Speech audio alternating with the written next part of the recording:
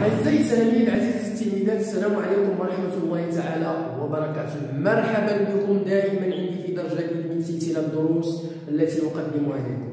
Mes chers étudiants, soyez toujours la bienvenue dans ma chaîne. J'espère que vous allez toujours très bien. Aujourd'hui, je suis revenu, c'est pour vous présenter une nouvelle leçon. La leçon d'aujourd'hui, c'est une leçon de mathématiques. Elle est destinée aux écoliers et aux écolières de la première année collégiale. L'objectif de notre leçon aujourd'hui, c'est un devoir, c'est la correction du devoir que nous avons vu. C'est la correction du devoir de mathématiques que nous avons vu. Alors soyez attentifs et suivez bien. Bon, ma première année collégiale, correction du devoir. Alors, exercice numéro 1, complète le tableau. Voilà, le tableau, nous avons le nombre A et l'opposé de A et la distance de A à 0. Bien, nous avons le nombre 1,2, c'est un nombre relatif positif. Alors, l'opposé de A, ça sera moins 1,2. La distance est égale à 1, la distance de A à 0, c'est 1,2.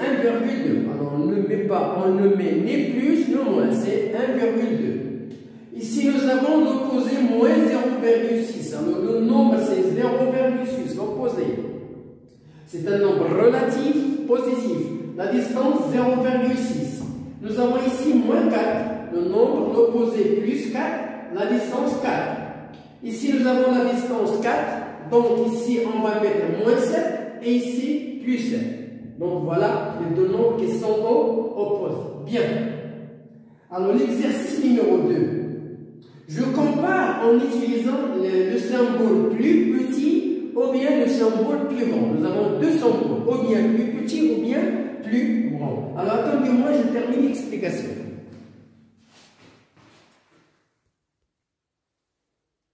Bien, je termine l'explication. Bon, alors je compare en utilisant le plus petit au plus grand. Nous avons moins 7,7, c'est un nombre relatif négatif. Nous avons plus 2,3. Alors, tout nombre positif est supérieur d'un nombre négatif. Donc, je mets inférieur et ça, c'est plus grand. Nous avons 0 supérieur. Alors, nous avons moins 120. Alors, moins 120, ce sont les nombres relatifs qui sont inférieurs à 0. Donc 0 il est supérieur. C'est un nombre relatif supérieur. 23,8 et 12,8. Alors nous avons ici deux nombres relatifs positifs. Le plus grand est celui qui a le nombre, la partie entière supérieure. Donc 23 est supérieur à 12. Donc on va écrire plus grand. Nous avons ici moins 1,11 et nous avons moins 1,111. Alors ici, nous avons la partie entière 1 et 1 ils sont égales, moins 1. La partie décimale, nous avons 111 et nous avons 11. Donc je peux ajouter 0, ça va donner 110. Donc 110 il est inférieur à 111. Donc je peux dire que moins 1,110 il est inférieur à moins 1,111. Donc c'est ça. Ce qu'il faut faire quand la partie décimale contient deux nombres et l'autre trois nombres, on ajoute un 0 pour que les parties soient égales. Bien, alors voilà la règle graduée. Alors nous avons 0, O est égal à 0, I, A, B et nous avons C. Alors voilà le tableau. Nous avons A qui est égal à 2, donc voilà, on a écrit 2. Et nous avons O qui est égal à 0, c'est bien. Nous avons I qui est égal à 1, donc voilà 1. Et nous avons B qui est égal à 4. Et C égale à moins 3, voilà moins 3. Alors la question, je place le point M tel que XM égale moins 5. Ça veut dire l'abscisse de M égale moins 5. Donc nous avons moins 1, moins 2, moins 3, moins 4, voilà moins 5. Donc voilà l'abscisse moins le point M et l'abscisse moins 5. Alors pour la question, alors voilà le tableau. Pour la question B, je place le point M tel que XM, on a placé le point. Je passe à l'exercice 2. Je calcule. Alors nous avons 0,2 plus moins 0,2. Alors j'enlève les parenthèses. Plus moins ça va donner moins. Donc 0,2 moins 0,2. C'est quoi? C'est 0. Égal à 0. 0,2 moins 0,2 est égal à 0. Égal à 0. Bien, alors nous avons 7 moins 7, ça va donner plus. Donc 7 plus 7 égale 14. 7 multiplié par moins 4, donc ça va donner un nombre négatif, égal à moins 24. 2 à la puissance 4 est égal à 2 fois 2 fois 2 fois 4, ça va donner 4 et 4, 16, donc 16. 14 plus moins 17, ça va donner moins 14 moins 17, donc ici le nombre négatif moins 17 est supérieur à 14, donc je garde le signe moins, je fais la différence, 14, 17 moins 14 égale moins 3. Moins 4, moins 6,7. Alors ici nous avons la somme de deux nombres négatifs. Moins, donc je garde le moins, je fais la somme, 4 plus 6, ça va donner 10,7, donc je garde le moins, et ça va donner moins 10,7. Moins 8,1 plus 9, donc je fais la différence 9 moins 8 moins 8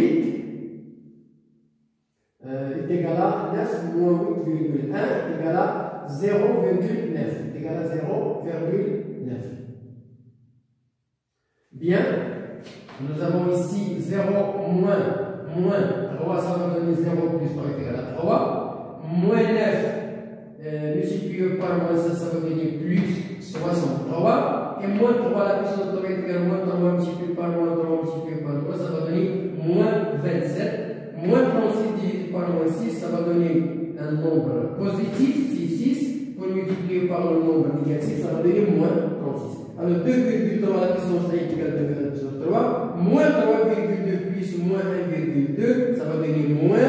Donc 3 moins 2 moins 1,2, ça va donner 2. Ça va donner, voilà la réponse. Je termine l'explication. Bien, je termine l'explication. Donc nous avons 19 moins 20. Alors, ici égal à moins 1. 12 plus moins 2, ça va donner 12, moins 2, ça va donner plus 10. Et moins 5 à la puissance 0 est égal à 1. Tout nombre à la puissance 0 est égal à 1. Complété. Alors nous avons ici l'exercice numéro 3. Complété, nous avons la puissance et nous avons le signe. Alors pour tout nombre qui a la base positive, à la puissance, il doit toujours être positif. Hein? À la puissance positive, 3 à la puissance 7, et là, le signe plus. Ici, nous avons moins 15, donc ici, nous avons la base moins négative. Donc, je regarde l'exposant. Si l'exposant est pair, alors il est positif. Si l'exposant est impair, il est négatif. Alors, nous avons ici plus, nous avons 6, donc il va être positif. Moins, alors moins 1, c'est un nombre négatif. L'exposant négatif va donner moins. Moins 15 négatif et l'exposant positif, ça va donner le signe positif. Exercice 3, nous avons A, B, C, D, c'est un carré. Alors, puisque c'est un carré, ça veut dire que les côtés sont 0. 0. Bon, je termine l'explication.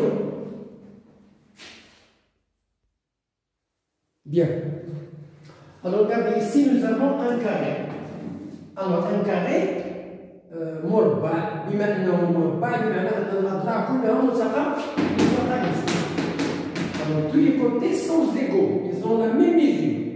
Donc nous avons AD, voilà AD, et nous avons perpendiculaire. Alors le côté qui est perpendiculaire à AD, ça peut être DC ou bien AB, mais ici nous avons le côté qui commence par A, donc ça va donner AB, donc j'écris ici B. Puis nous avons ici DC, voilà DC, et nous avons parallèle. Alors qui est parallèle à DC, c'est AB, voilà AB. Nous avons BC et nous avons AD. BC et AD, donc ce sont de droite, ce sont deux segments de côté qui sont parallèles, voilà le signe du parallèle. Deuxièmement, je construis le point M, milieu du segment AB, IG, milieu de AB. Alors, voilà AB. Alors, pour trouver le milieu, je dois chercher le milieu avec un compas. Bon, voilà, je cherche le compas.